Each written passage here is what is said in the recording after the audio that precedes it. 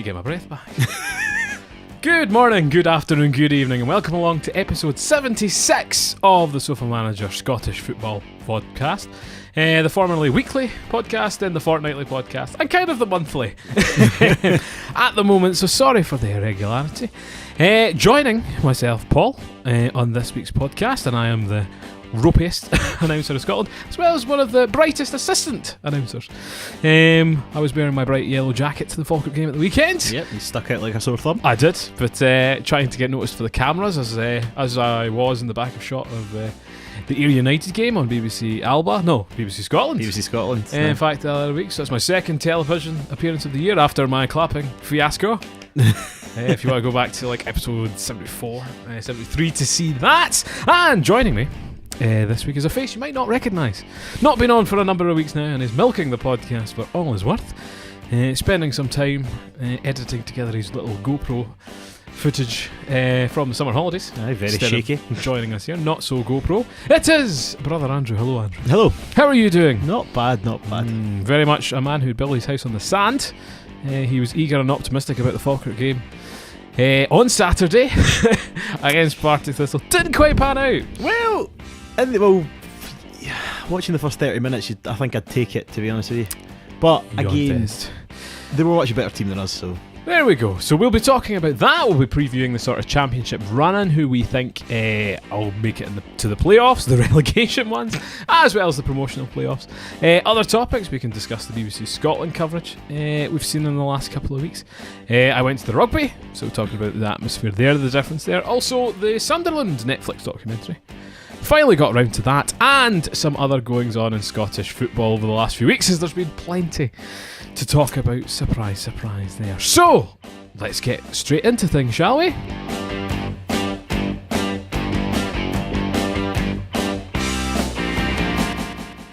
So, first things first. I think we start with perhaps the ever controversial Glasgow Rangers.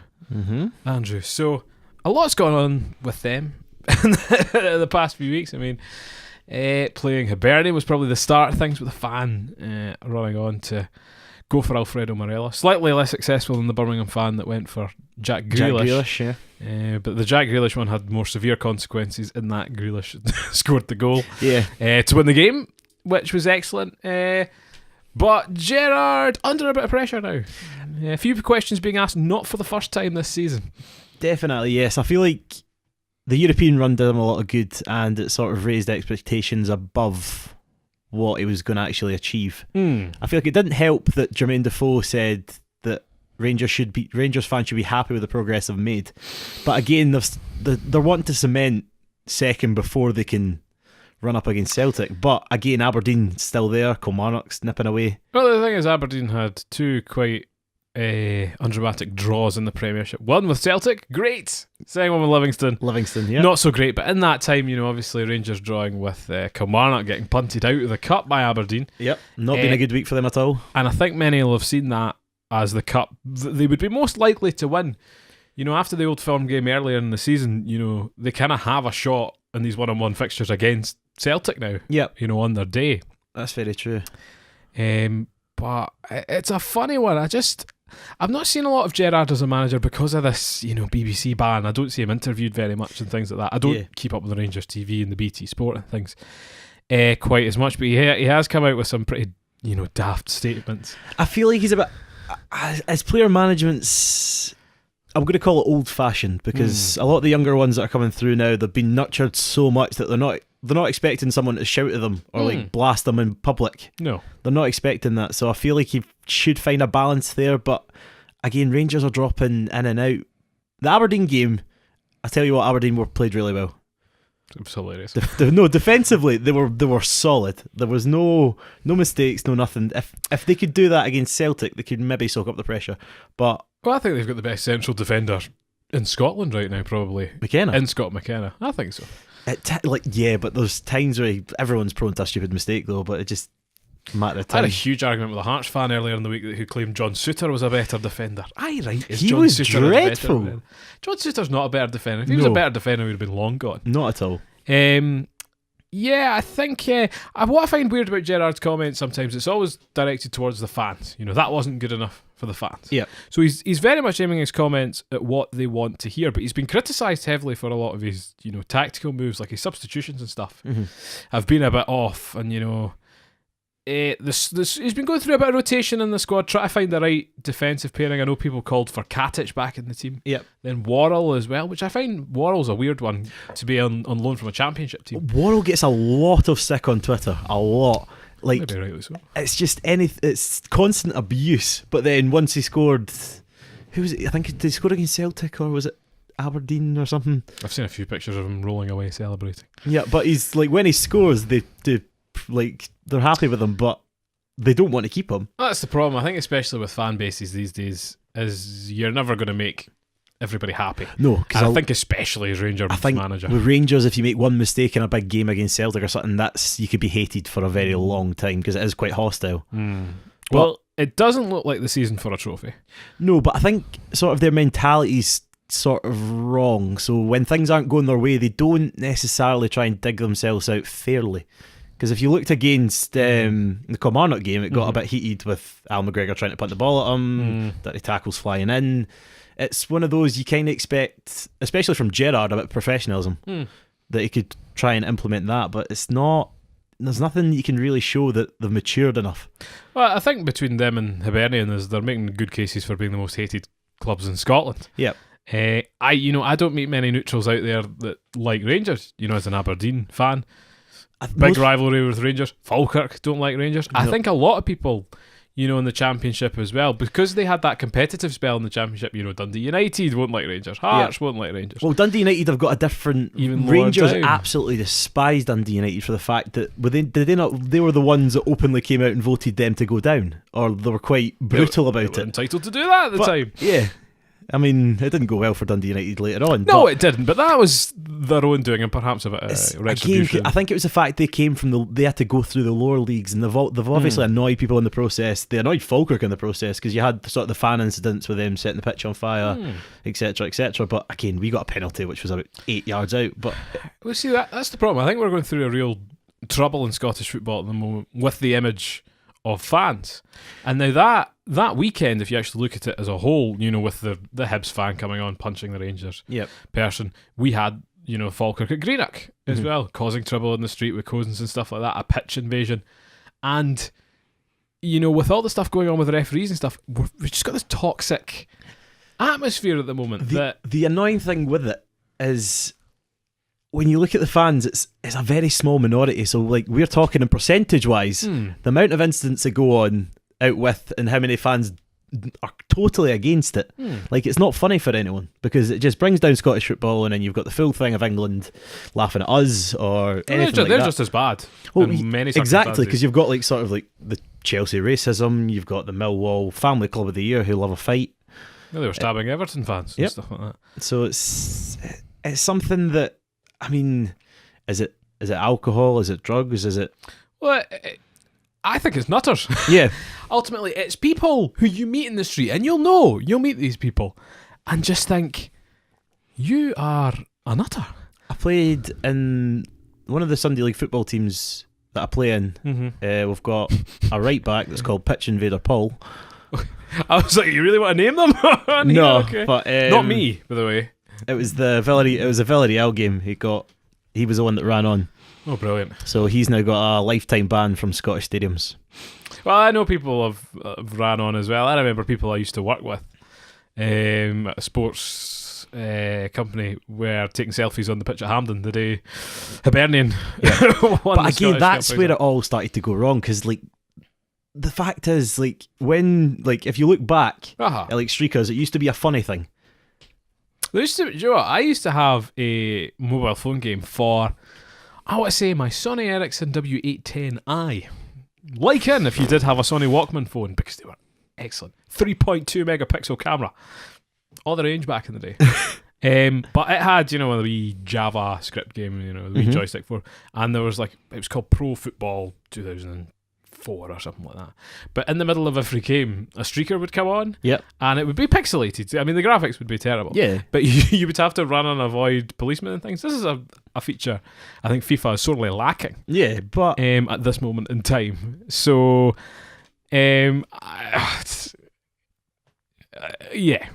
But what would you say about?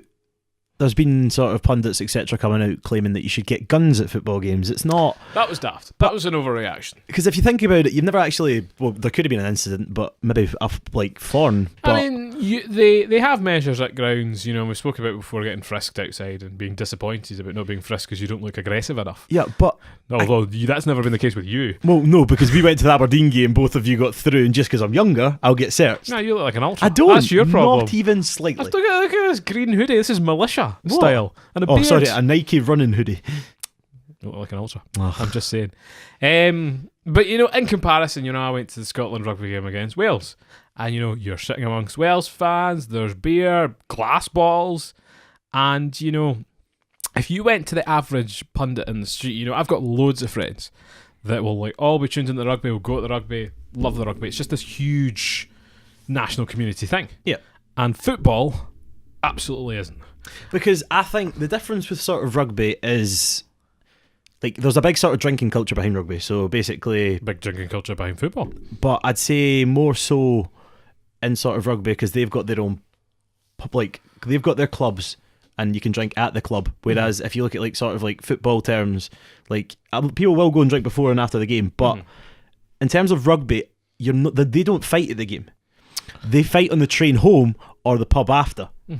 Because No, they go out with each other. They have a laugh about it. I know, but like they do, but like I'm talking about Scottish fans like between each other because I've been on the train home and there's so many problems, and it is if Scotland lose on the day, there will be there was like 3 fights breaking it. Though. We always lose. Yeah, but Even when we're winning, we lose. the thing is, at the rugby, there's very few fights at it, whereas at the football, it's there.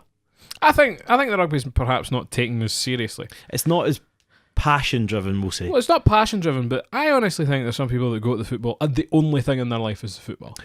And that's, each to their own and stuff like that. But it puts a very serious spin on it. And again, this is where the toxicity. I can't even say it. Yep. Too many words. That's where that comes from, and it, poisons everybody to the point where you see these comment sections, which are just ridiculous. Yep. And we've seen a lot of this around, things like the Morton thing with Falkirk. Again, but the thing is, like, there's a level to it, so it's basically, it is a bit of fun because it's funny. Like, yeah, but these comments are not banter driven. These are, some of them are. Some of them are. Like, you can tell some people just go for a wind up, and then basically after it, they just like, you've taken it too seriously. Like, there has to be a sort of level of fun to it because I feel like people are a lot too, like, in this society anyway, like, everyone's easily offended. That's true, yes. Because if you compare it to like back in the day, when Don't go back through our episodes. like, if you compare it back in the day, so basically, say when we were younger, say if you like went on the PlayStation or something, you played Still young, Andrew. I don't know what you're played talking a game about. of Call of Duty, it was just sheer abuse, and no one would take offence to it. Whereas if you tried to find that now on, like, say Fortnite, you don't find that. So basically, a lot of people are a lot, I don't know, I'd say touchy about every subject. But then they're more volatile as well to say. There's extremes. I guess that's maybe where the internet is pushing us. But this is not what we're talking about. But the last example I would give is, you might have seen this floating about Twitter as well, is the Berwick Rangers social media admin guy was ejected this week. Yep. Because I think there was a game against Albion Rovers or something last week, and there was a ruckus in the sort of dugout area where the Albion Rovers manager told the Berwick Rangers manager to take a bleep out of his face. Yep. Which is not the most witty and clever comment I've seen in my life. You've seen better on Twitter, But they sadly let this lad go. Who's done a terrific job on the Berwick Rangers social media. I hadn't come across it until then, sadly. Yeah. But it was, they tweeted about getting updates to follow. We've got lost in a cul-de-sac somewhere going to some League 2 game and things like that. And it kind of highlights to you that it's not a football club anymore. It's a football business. Yeah. And there is so much of, like, you're disjointed from your club in so many ways now, in that, you're not working alongside the players anymore. The players aren't part-time anymore. Yeah. And there couldn't really be much more of a degree of separation. But the thing is, like, if you look at the players sort of now, there's very few sort of like if you look down in England, like see if they've got some players that have grown up through the youth system, went through it, whereas we're pulling players from like England or just random. Like a lot of people can look at their clubs, and you're lucky if there's maybe 2 players in the sort of like 18 that will get named on a Saturday that actually support the team, want to play for the team. There's people that look like they want to play, but again, they turn their back on their club like that. Just see, that's what I find remarkable in this day and age is, due to budget cuts and things, youth academies are being shut down left, right and centre. Yeah. And how do you keep the turnover of these players coming in and out? Because, you're producing none, and each year you're having to... Falkirk have turned over 25 players in 1 year. Yeah. And it just baffles me that it's not a sustainable business model, I suppose, but it must be stressful for the people having to constantly... And you lose the attachment, Well, if you're looking at the finances, like again, I think if you look at teams like Hamilton, they had better attendances in the Championship than they do in the Premiership. They had more success, I suppose. So I don't know, like if you go and watch your team get beat week in, week out, it's going to take a certain kind of fan. So you've got the dedicated ones, you've got the people that go because they're winning, it's good to watch. But again, if you look at some teams, say like a lower league team, like when East Stirling were in the top tier, they were notorious for just getting beat. They were. So being an East Stirling fan, you could just see it dropping off and off and off. It's no fun. No, I've not had a fun season this year, to be honest. So, I mean, if you were to ask me if I knew about this situation now, and when I bought my season ticket, I'd tell you I probably wouldn't buy it. I would go to the occasional game. I would still go, but I wouldn't put myself through that every week.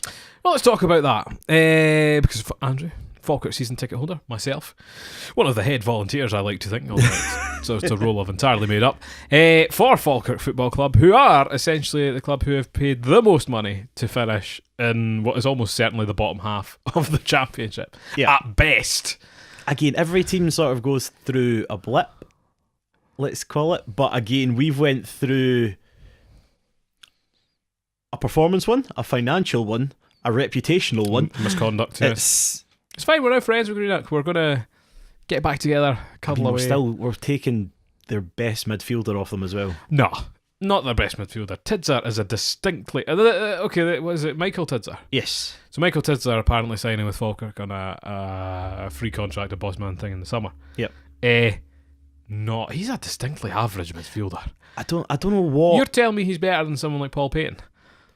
No, I'm not saying that at all, but I don't know why. I don't know if it's just to spite them or it's to pay them back or something like that. Well, it's someone McKinnon knows in terms of player signing, but I think what Falkirk needs, and I think this is where a lot of teams have gone wrong, you actually saw it a lot in that Sunderland documentary, in that they bought in, when they went into Championship, a lot of established names, people that you'd heard of. Which I think, were the Wigan wingers, wasn't it? McLennan, McManaman? McManaman, they brought in McManaman, they brought in like Johnny Williams. Who I actually quite like. Quite a shy guy, actually came across. He is a good footballer. Like, from what you can see, he is a good footballer. But he gets injured well too easily. Well, see, when I watched him at Charlton in League One, in the flesh, this season, he was a beautiful footballer, frankly. Yeah. The passing and stuff was like class above. And you can see how he was kind of a Premier League footballer at one point, but maybe just lacked the fire and the gusto. And I think you could tell he lacked that confidence quite enough. But I think you could argue Dundee United did this as well. And again, buying in the established stars, and it's landed them absolutely nowhere. Yeah, because if you look at it, sort of like you had. They did, to be fair to them, they bought players that did prove themselves in Scottish football. So you had who was actually like that season with Hearts in the Championship, he dominated it. But from what I've seen from him this year, I've only seen him for about 30 minutes or so, but nothing. Zero. He's just a big lanky. He can run, but he can't finish. Yeah, but then you've got Peter Pawlett as well, who was Aberdeen's sort of... He had a really good piece of form there, but he's not... He was the main man going into the League Cup finals that year, but again, was not impressed at all. The move down to England really didn't do him any... He was bossed by Tommy Robson, and he was... I honestly think someone like Paul McMullen was probably stronger. Yeah, definitely. And again, strong bench, I thought signing Aidan Nesbitt and things like that was Great piece of business for them, but it looks like for Dundee United again the Championship's going to elude them. Yep. With probably someone like Ross County who just know how to do the business. I feel like they're just quite a professional team though. So basically, they've all tried to stick together. They've kept most of their players. They know how they're going to do it, and it clearly never worked for them last year because obviously it's a much more it's a step up because if you come down to the Championship, the budgets are very similar.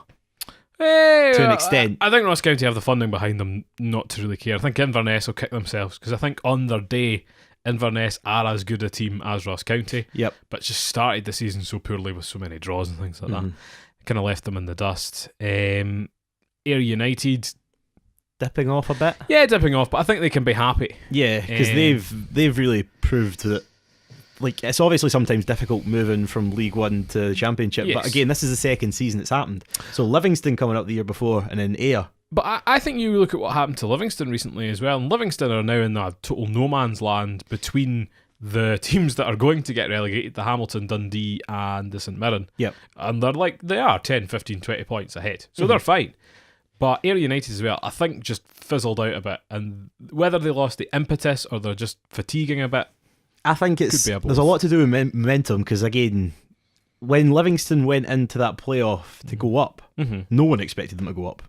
No one. Well, the problem they're going to have as well is it looks like they're going to be dismantled because a lot of players are losing their contracts. Well, I think Craig Halkett's been looked at by Hearts. Scott Pittman, I was reading, has been looked at by Aberdeen. So, their top players are going to be picked off, and where does that leave them? Probably relegated back to the Championship in the next 2 or 3 seasons. It could be anybody because there's so many struggles. I mean, it depends what they do with their money because I feel like Livingston have been smart with their business because they're getting a lot of players on pre-contract. I think they've been incredibly lucky. Yep. As well, with no doubt what is brilliant coaching and a fantastic team ethos.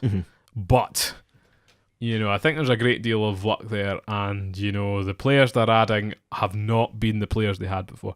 I think particularly, I've heard a lot of people moan about their front line. This Dolly Menga seems to have gone completely missing over the last few weeks, quite literally. If you looked at his statistics before, it was never anything. But then to have, what is it, Chris Erskine, Lee Miller, these are not guys that are going to do the business for you week in, week out because they just don't have that fitness. They're getting there. So yeah, bottom end of the Championship is where the conversation is to be had. Two of the biggest teams in the Championship, certainly by attendances, Partick Thistle and Falkirk, very much in a dogfight for who's going to be in the playoff for the Seaside Leagues. And I fully expect to be back at the Falkirk Stadium putting together a playoff list this season, I think. I really hope not, because again, you've seen it with sort of Wraith Rovers, because the season they had wasn't good when they went down. But again, it's totally different than going from the Championship to the Premiership, because if you lose a game, you're out. Yeah, you've got to go through the same process as the rest. Financially, that's going to hurt either Partick or Falkirk. Well, this season must have cost easily £300,000-400,000 already, and possibly $500,000. I don't know how much fees are exchanged for these players. But again, if you look at most of the players that we've had to pay them out the year contract. A lot of people, and then all of them seem to be going down to like out of the Falkirk players, they've all went down to what's it called? The Conference South, the Conference North. Well, some of the English guys went back down south. Yeah, probably the most high-profile club I saw one of them go to was Tom Dallison, who was a centre back, went to Crawley. Well, people like Muirhead went to Ayr United and Kerr. Oh my goodness! See when Mark Kerr came to the Falkirk Stadium for Ayr the other week, the passing was sensational. It's brilliant. Why did you never do that in a Falkirk shirt the season before? Backwards. He was pinging them across the. There was one moment he flicked it, passed it through to someone, and I thought that would have been like a Ronaldinho-esque goal had it gone in. Yeah, of course, because Mark Kerr didn't happen. Which is very frustrating. But Falkirk's fortunes had turned around, especially after the January window. Yep. I think the goalkeeper Harry Burgoyne's been a humongous part of that. He's been fantastic. Again, coming out for the ball, but he's still young, so obviously he's one of the only keepers I've seen in a while that I think could go on to big things, a la Schmeichel, Krul, and co. Because he's the shot stop and the reactions, they're all there, but there's just one or two bits that we don't have yet, but we're obviously not going to get that. But I think the defence certainly got a lot stronger as well. I think someone like Paul Dixon at left back always does his job. I don't think he's ever spectacular, but just does things, generally doesn't make too many mistakes. And he hasn't been harassed too much in terms of pacey wingers, I don't think. I feel like it's been sort of a good balance though, because they've went for the experience in the youngster. So they brought in the young boy McKenna from America, and they put him next to Edgingelly. Again, he doesn't look confident at times. No, he looks terrible. No, but he has shown some games when he's not challenged. Yeah, but again, we've still got Edgingelly. He's definitely just an insurance package for us. Oh, but he looked like a dead man walking. He's good, Partick. But 2 games in a week he can't do. No. He was legless against Partick Thistle. But again, he's so much better than, because if you're looking at it from like the weekend standpoint, he saved us a few times, and but Osman was dreadful. The ex-Partick player. Well, a lot of people saying he's not had a lot of game time. You know, he didn't have a lot of game time when he went to Partick. He didn't have a lot of game time out in Turkey. So it would be a matter of patience.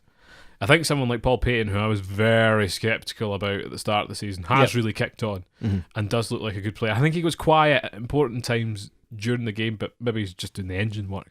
Yep. But again, I think it's a new sort of formation they use. Like at the start of the game. What is the focus on? Is it on the wide men or is it through the middle? The focus is for Falkirk. It's on, like, we are trying to build sort of like, well, I'm not going to say it like you know how you had the Roman sort of stance, so basically with the shield, right? And this is going to sound ridiculous, but they're all stuck together, and then basically every time they go to defend, you see the 5 and then the 3. So the 5 is because Osman drops in. But again, we've always got the pockets like out wide, left and right, because we don't push them. It's the centre mid, so the left and right centre mid push them, the left and right back stay. Well, it's never worked. No, but again, how many goals have we conceded from this? So basically, he's found a system with the players he's got that we soak up the pressure, and we get about 2 or 3 chances a game and we take one of them. I think for me that is their biggest flaw, in that there is no cohesion going forward. No. At all. Whether the system's too complicated. Balls are consistently being punted up to Rudden, who's never won a header against the defender in like a one-on-one heads-up situation. I'd love to see sort of Rudden play alongside the Jarvis. Because he's very good in there. But again, understanding is not going to be there. But then you do that, you're going to sacrifice either Petrovicius or Kaylor Dunn, and the 2 of them often get into the best positions in the game fluff them. But the thing is, I'd say we'd start with Kaylor Dunn and switch him out for Petra at the end, because they both have. I had this argument the other day. Petrovicius is not a good footballer. He's very fast. He's fast. That's all. He never, right at the crucial time, looks up and makes any decision. No. He runs towards goal and then gets tackled because he's not made a decision about to shoot the goal. I can't remember the last time I saw him score like a clean strike. Well, if you looked at it, I think was it the Queen of the South game where like it Possibly. was. If you look back at it, every time he gets the ball, I don't think he knows what he's doing. He just goes for a wee dance about the ball and tries to run. But Kaylor Dunn has the same problem in that he touches it too much. There's too many flicks. There's one too many thing that always gets him to lose the ball. Because he's very good at dribbling. But well, no, he's not, because he always loses the ball. I'd say he's good at dribbling, but he's not very good at passing it. I think they're the biggest downfall. I think Rudden is the biggest headless chicken in Scottish football at the moment, because he doesn't get the service for one. And then Jarvis comes on, wins the headers, and there's no one to pass it to, because they've never really played together apart from in the last 10 minutes games. And when they did play Jarvis against Ross County, he was weeked off after 60 minutes, which I don't think is a fair assessment, because that's a difficult team to play. But I think Rudden, he is a headless chicken, but I think the fact that he keeps going all games sort of saved us at points, because he's got his points. Oh, he can be a brilliant finisher. Yep. If you look at most of his goals, they're like wonder goals and like good headers and stuff like that. But our attack is just not consistent enough to actually pressure teams. No. And to dominate games. Because it seems to be like the last substitution he's making is to put 3 up top. I think generally that's how the attack is with 3, in that Kaylor Dunn, Petrovicius, Rudden. As a 3, with McShane coming in. The only time McShane did that at the weekend, they blimmin' scored. But the thing is, because he's a finisher. You have no idea in the Championship how poor the finishing is. And I've been harping on about this for years. But you look at Queen of the South have one good footballer who is a finisher, and he gets all of their points. And look at where that puts them. They've been in playoff contentions and things like that in recent years because they have a finisher. No one has a consistent finisher. You can look at Shankland for periods of the season. He's kind of gone off the boil. But I think when he got injured, he's still coming back. But Again, he only got one. Like when you see him, you give him one chance. It's different though. Exactly. Which we don't have. That's the other thing. Ayr United fans apparently going to be playing Fireball in the future due to my playlist picks at Falkirk. So I'm very excited about that. If you do hear Pitbull and Fireball, that's me. You've got to play him. Hopefully, I feel like as soon as you played that, everyone in front of us just went Pitbull. You've got it right because it's Pitbull. It's a brilliant song. It's I often think the fans don't appreciate it, and they probably don't. I mean, there was a few laughs in front of me, so you definitely got something. Gets it going. I like it. You got to bring that atmosphere. What did I go for this week? It wasn't really. You didn't really go for atmosphere this week. Oh, I went for da da da da da. Yeah. And we must be the only team in Scotland that doesn't have a chant for that. Well, we had Miles Hippolyte, but then he. No, we never chanted that for him. Dunfermline fans chanted that for him. We never did. No, we did. We didn't. We honestly did. Never. We did. Don't recall it. I will happily put money on that. They are honestly the least creative fans in Scotland. The navy blue, the navy blue, the navy.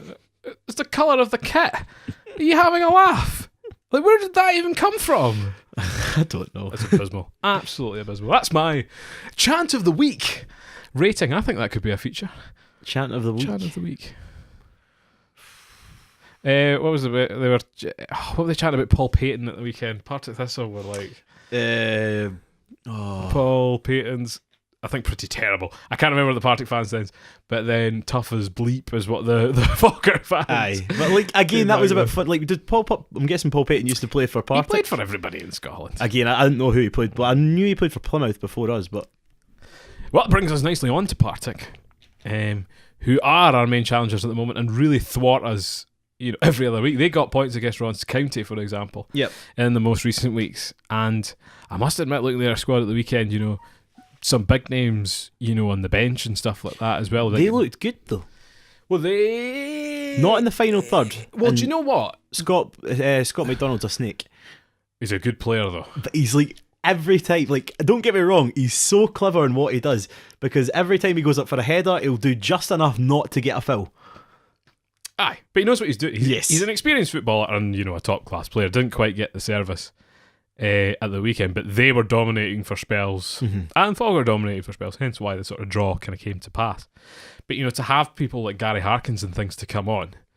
Yeah, because he would just control it from that... A brilliant footballer, and, a lot I feel like Queen of the South really do miss him as well. Probably, but he obviously wanted a slightly bigger move. I don't think he'd be too happy with, coming in off the bench. I thought he was a much better player. I thought the boy Brannigan had a pretty... He seemed a bit bog standard. Yeah, I was less than impressed with him, but a lot of big guys, a lot of skinny lanky lads though were bullying our defence. Blair Spittle surprisingly didn't impress me at all, because every time I've seen him play, he's always been quite impressive. He didn't look half the player he was at Dundee United. Nah. I always thought when he was at Dundee United he would be the next big thing in the Premiership. Yep. Him and Simon Murray. I still believe Simon Murray's an excellent footballer. Where's he now? South Africa. Wow. If you go on to, I'm sure our I wouldn't call them competitors as such, but there's a podcast, How's Your Touch? Yep. Kind of caught up with him and what he's up to. I can't remember what the team is in South Africa. It's not good though, is it? Living the dream. Nice atmosphere, nice weather, new country. Might as well. Yeah. I mean, it's his choice. He never worked out at Dundee. He never worked out at Hibs. Well, other players that are struggling with their mental health might consider something like that. That's true. So, Spittle hasn't quite been the player I expect him to be, but I do fully believe that Gary Caldwell is a totally incompetent man. Yes, I thought that was a bit ridiculous. To start off with, when he had Wigan, it looked like what he did with Wigan was just told them to do the same thing the previous manager told them to do. Yeah, well, that's how it always starts. But he really didn't popularise himself with the fans. I genuinely think he's just he's a slight step up from Paul Hartley. He's a sidestep. He's another player with a big reputation who I think would have played with Scott McDonald at Celtic, I presume. Possibly. I think that would have been the case. So, do you think they will find the muscle power to somehow save themselves? I think it's a stronger squad than Falkirk. It's a stronger squad than Falkirk, but I feel like Falkirk's mentality is a little bit different. Right, so obviously the dark horse is Alloa Athletic here. I think Alloa are going down, and I think if Stephen Dobbie gets injured before the end of the season, I think Queen of the South could be in the playoffs. Not Morton.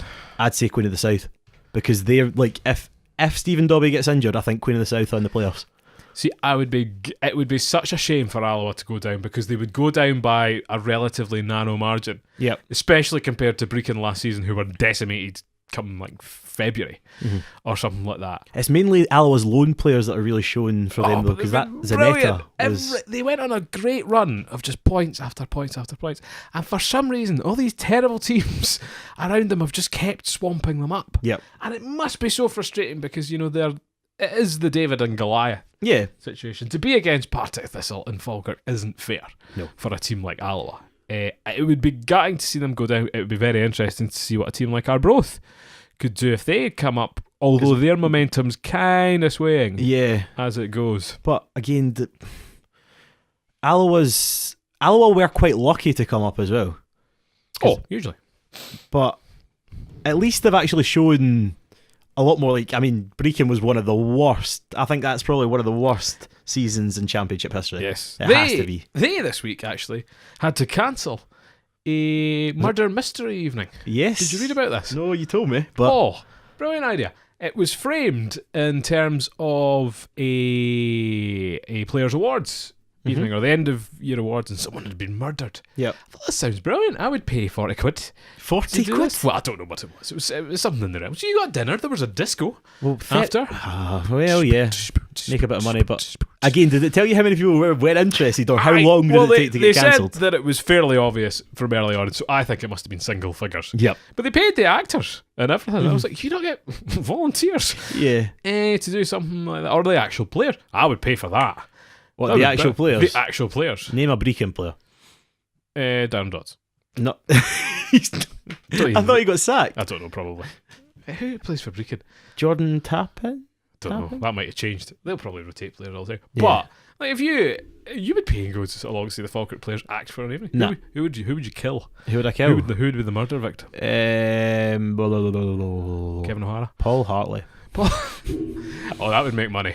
That would definitely. If there was just a night where, like, if they just framed it, roast Paul Hartley, stick him on a stool and see what he does with Falkirk fans, because that was honestly one of the worst things I've ever seen. Well, he did not an off the ball. He did one of those Cy Ferry things recently. Yep. Open goal. He avoids talking about Falkirk as much as he can. Yeah, but you're never going to talk about the negative. Of course, you're going to talk about Celtic and the because Champions again, he treated that like a pub team. Because apparently, had the right idea. Like, apparently the training was like it was very poor. The preseason was poor. He basically just expected the players to go out and do what they do, because he just pulled them from England. He's like, oh, you came from this big team, this big team, this big team. But every single one of them was dire. Oh, well, there you go. Enough about the Championship. Well, no, not enough about the Championship. There's been more of a spotlight placed on the Championship recently due to live television coverage that got cancelled. Did it? Oh no, that was a game postponed. Ross County Inverness, wasn't it? Yeah, that was fair dues. That was a waterlogged pitch or something, or snow. Yeah. So Falkirk are still one of, like, we're the most featured. I know, but on BBC Scotland. Our run abruptly stops after the 2 games. Yeah. And the coverage is terrible. It is dreadful. I'm not going to hang back on that. Stephen Thompson and Scott McDonald are horrendous, which is a shame, because I like Stephen Thompson as a pundit. Yep. Scott McDonald, not at all. I feel like it kind of looks like Stephen Thompson's brought his friend along just because he has to. They're so scared.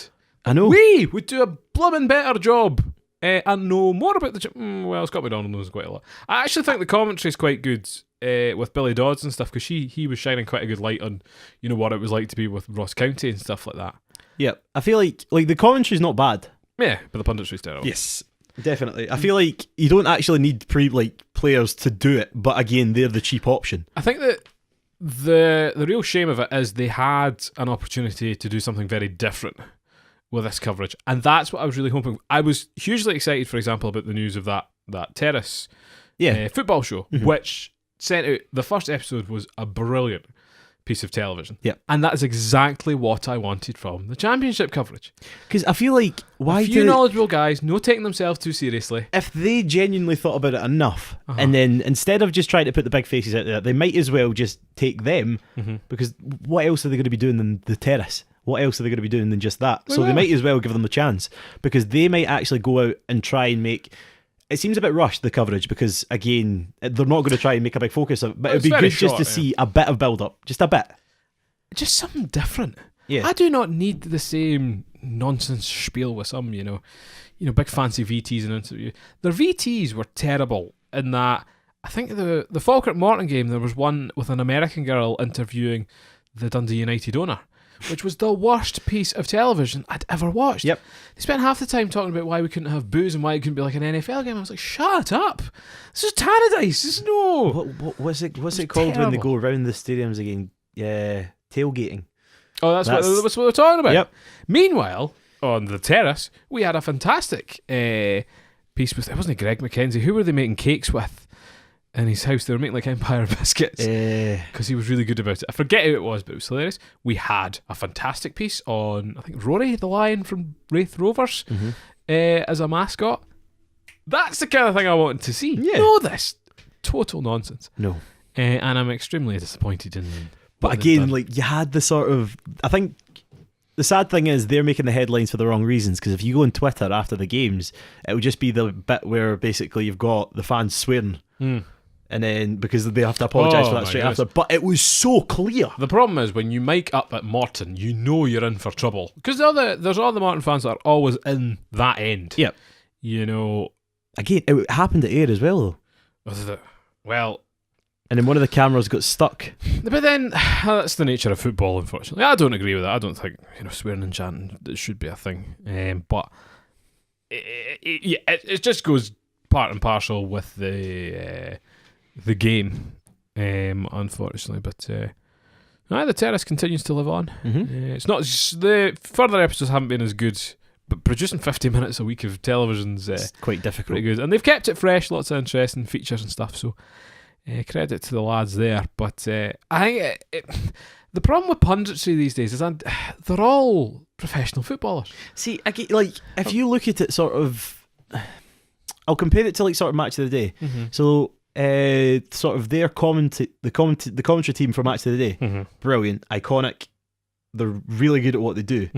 And then if you look at sort of what we get in the Champions League at BT now, you've got people like Owen Hargreaves, who's the most dull human. Yeah, and McMahon, I don't like McManaman either. But by that extent, I don't mind McManaman, but I like Danny Murphy and stuff like that. It's just there's no personality there. Drives me up the wall. I know, but like he speaks 2 words of Spanish a week and thinks he's hilarious. Like, why the big pundits and things like that of years gone by, like people like Des Lynam, for example, he wasn't a footballer. No, people like Archie McPherson, the voice of Scottish football, he was a school teacher years ago. And I honestly think, see, for people that it's their dream to get into footballing media, it must be so difficult these days. Oh, so difficult. Hi, by the way, Paul. Ring me. If any big media execs watch this, which I sincerely doubt. But you can take your chances. Yeah.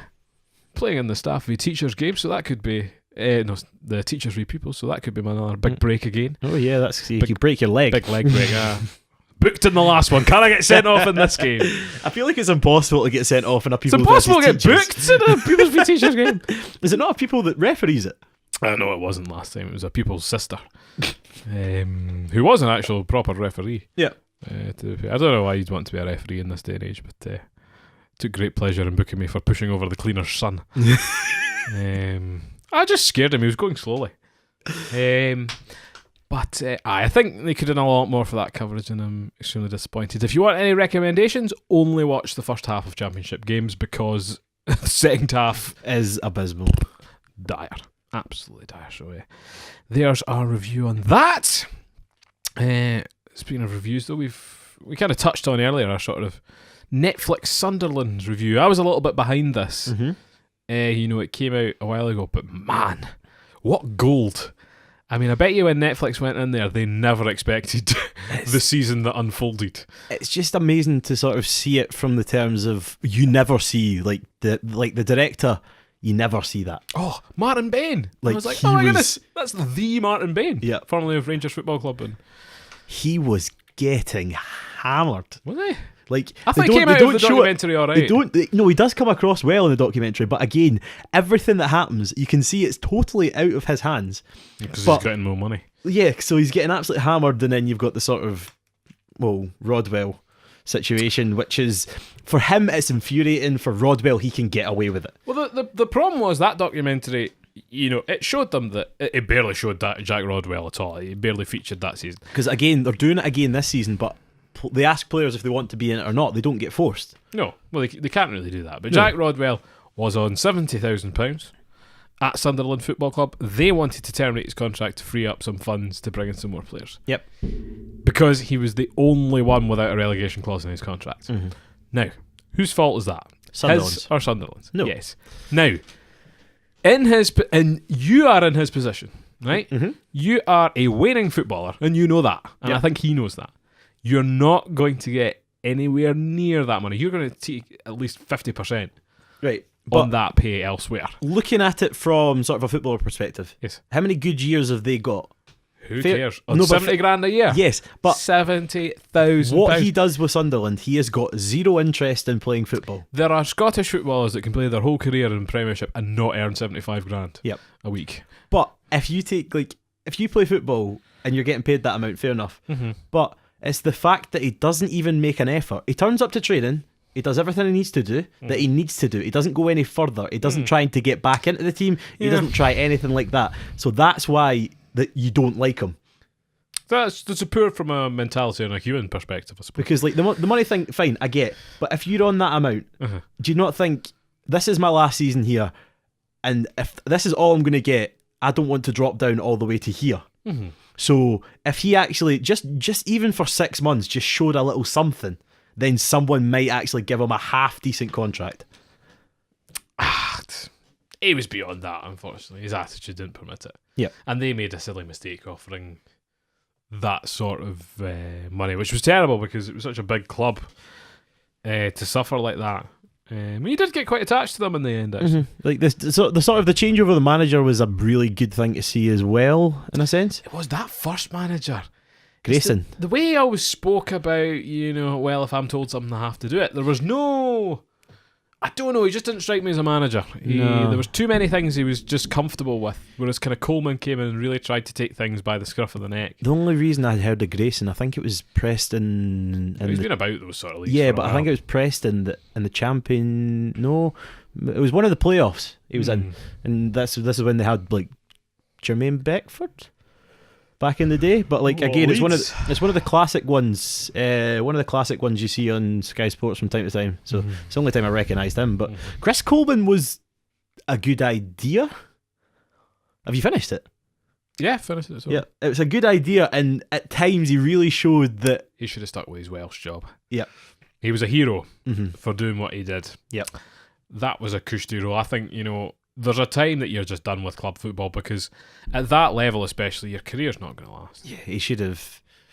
But I admire him for trying it, and he did try everything that he could. Yeah. The But team, in the end, like you sort of see him like squaring up to a fan because they came and said this to him. But like, I couldn't understand that moment. That was weird. You just can't. Again, that was a nutter. You can't speak to these people.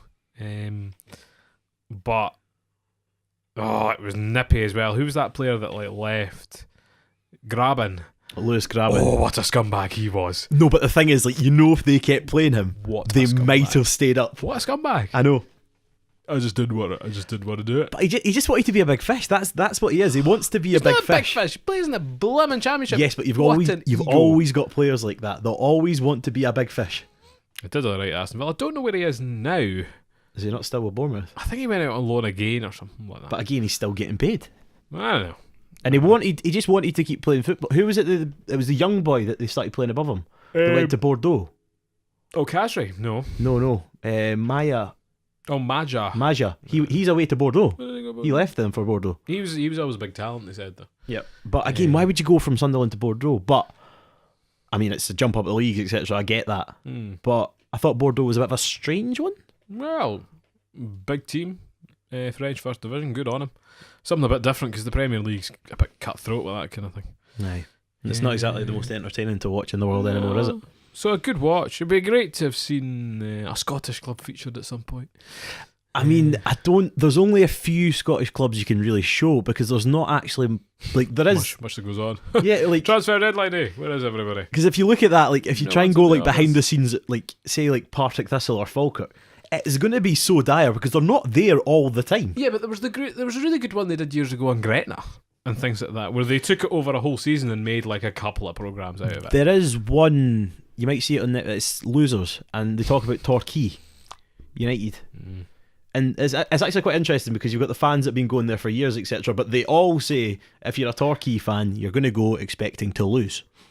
Because they're either in the relegation battle or they're going up. Well, they've never been in between. That always comes into the sort of fans that support these clubs. I always think have success in their personal lives, so they're able to support losing teams. Whereas people who have success in their footballing lives are losers. I don't imagine that's going to go down well. No, not with some fans, but that's how I like to see things. Yeah, are you implying this towards Rangers or Celtic? Or Celtic, yeah. But that's the thing. Is it that interesting to support Rangers or Celtic? I don't think it is. Not entirely. Because if this wall was all Rangers and Celtic shirts, would that be interesting? Not entirely. Because like is it interesting if you bump into someone with a Falkirk shirt? Yeah, because you never see them. Mm-hmm. That was a talking point. Is it interesting with a Charlton shirt? Yeah, you never see it. Rangers are dime a dozen, which I think is brilliant because it gives you a community of people to discuss things with. Yeah, because like say if you go like abroad or anything, you'll see the Rangers and Celtic tops all the time. Mm-hmm. But if you see something else, it's always more interesting. Something, yeah. I get that. Thank you, Ro. Oh. You feel me, brother. Oh, no. What a dafty. That was very philosophical. We've covered a lot this week in terms of society. Yeah. And the background of football, not actually football. I know. I need to stop collecting football kits. I mean, it's starting to get a bit expensive, but again, down the line, I never get to wear them. I'd say the only football tops I buy now are Falkirk because that's the team I support. Well, PSG is obviously a big love of mine. More sofa manager. Merch, hopefully, if you look at the video, see behind me. It'd be great to sponsor a team. Well, you're not exactly going to go for like the sort of Falkirk. But No. We don't have any money for that. I would never plough my money into Falkirk Football Club anyway. But they're starting to sponsor steps. Oh yeah, sponsor everything. If you stand still close enough, you'll be sponsored. Is the motto at the club, which is very true. But I'm trying to think of good examples of sponsorships and things like that, of like lower league teams. You've got Williams and Morton's obviously one of the best ones. Yeah, I know, but just like sort of cult brands, like if Copa 90 or something were to sponsor a team, or 442 and like really follow a team that way. I know Carling have been harping on about in their new advertising scheme. Yep. Some random pink side or something like that. But I wonder if we had the money. So if anyone would like to help us monetize the channel, because we are nowhere near that, sadly, never will be. But I think it just depends sometimes because you've got sort of, if you look at, was it Aston Villa this season? Yes, with a fashion brand. Look, yeah, that's cool. So like I kind of like seeing that because again, it's not what they go for, but they're sort of a casual brand, so it makes sense. Yeah, it's a bit different. But it's good to see something that's not. Like, if you look at some of the tops now, like, they are just obviously just a set. So basically, I think some teams just go in a catalogue, pick one. Because like Puma's maybe got 5 designs, Nike's maybe got 5 designs. It's well, that's the interesting thing about the Falkirk top behind me this year, for example, in that the Puma logo is stickered on. So we've obviously went down a different route for that then. Well, the rumour is that that's going to change in coming seasons. Yeah, but which could be it's better than what we had. So say, from my standpoint, with the Falkirk top last year, the 2 tops were identical to Dundee. The Puma ones. Oh, they were, yeah, actually. Absolutely identical. Not the red one, but the blue one definitely was. No, they both, like from the colour, like it was, the blue one definitely was, but like the red one it's the exact same design. No, that's the template you should pick from, so. It's a bit disappointing, but we'll see.